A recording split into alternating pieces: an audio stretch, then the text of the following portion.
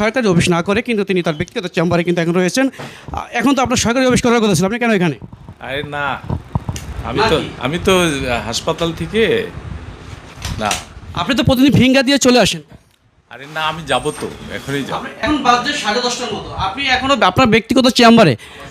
ভালো না ভাই, আপনার প্রতিদিন শরীর ভালো না থাকলে আপনি কেন ব্যক্তি চেম্বারে কিভাবে চেম্বার করেন? আমার প্রেশার বাইরে গেছে, আমি অসুস্থ। আপনি একটা রোগী দেখতেছেন, কেন অসুস্থ? অসুস্থ তো, আরে আমি তো মানুষের সেবা করি। আপনি তো মানে আপনি আমায় বুঝবেন, আপনি একজন শীত লোক, আপনি তো বুঝবেন আমি অসুস্থ। এই যে আপনি যে কাজটা করছেন, এটা কি করার কথা ছিল আপনার? আবু ভাই, আপনার এটা করার আমি কথা ছিল? অসুস্থ, আমার প্রেশার বেশি। আমরা কিন্তু এখন রয়েছি ডাক্তার রাজেশ মজুমদার যেই বেসরকারি যে চেম্বার আছে সিটি ক্লিনিক, সেই চেম্বারে কিন্তু আমরা এখন রয়েছি, তার জন্য কিন্তু অপেক্ষা করতেছেন রোগীরা। আপনারা কাকে ডাক্তার দেখাবেন? কাকে ডাক্তার দেখাবেন আপনারা? ডাক্তার রাজেশ মজুমদার। দর্শক, হ্যাঁ, এই যে দেখি দেখি দেখি, এই ডাক্তার রাজেশ মজুমদার তার সরকারি অফিস না করে কিন্তু তিনি তার ব্যক্তিগত চেম্বারে কিন্তু এখন রয়েছেন। এখন তো আপনার সরকারি অফিস করার কথা ছিল, আপনি কেন এখানে?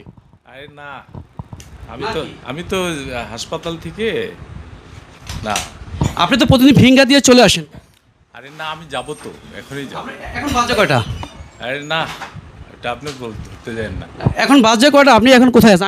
আমি লাইভে আছি। না, আপনি এটা ধরতে যান না, এটা আমি মানুষের সেবাই করছি।